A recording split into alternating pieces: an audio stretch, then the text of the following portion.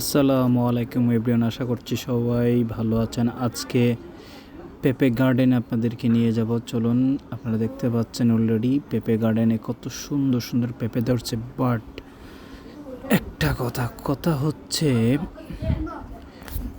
কথা হচ্ছে পেঁপে গার্ডেনে গত রাত্রে বৃষ্টি হয়েছে, বাতাস হয়েছে, যার কারণে অনেকগুলা পেঁপে গাছ এই যে মাটিতে পড়ে গেছে, কতগুলা পেঁপে সহ মাটিতে পড়ে গেছে।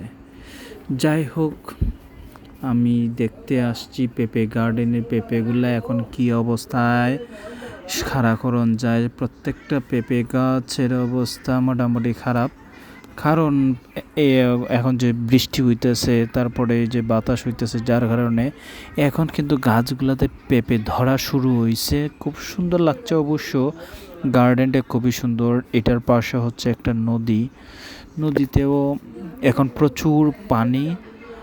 আপনারা দেখতে পাচ্ছেন মাটি খুবই ভিজা। এই যে আদা গাছ আছে, বাঁশ আছে, তারপরে আপনার এখানে সপরি গাছ আছে, সব মিলাইয়া আসলে খুব সুন্দর একটা মিনি গার্ডেন।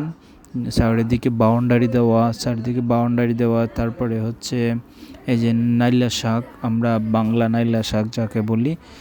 তো এখানে আম গাছও আছে, যেগুলা গাছে আম ধরছে, ছোট ছোট গাছ।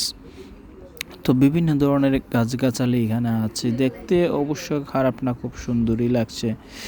তবে আমিও এখানে এসে আমার খুব একটা যে খারাপ লাগেছে তাও না, ভালোই লাগছে।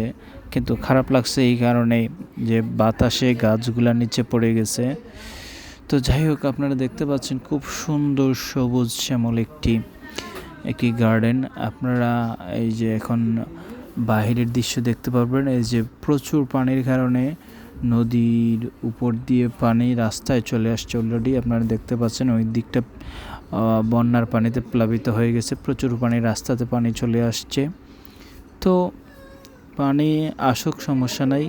পানি আসলে যদি মানুষের ক্ষতি না হয় তবে ভালো, একটু এনজয় করা যায়। আর যদি কারো ক্ষতি হয় তবে সেটা ভালো নয়, সেটা খারাপ লক্ষণ। আপনারা দেখতে পাচ্ছেন বাউন্ডারির বাইরে অনেক পানি, আপনাদেরকে দেখাইলাম।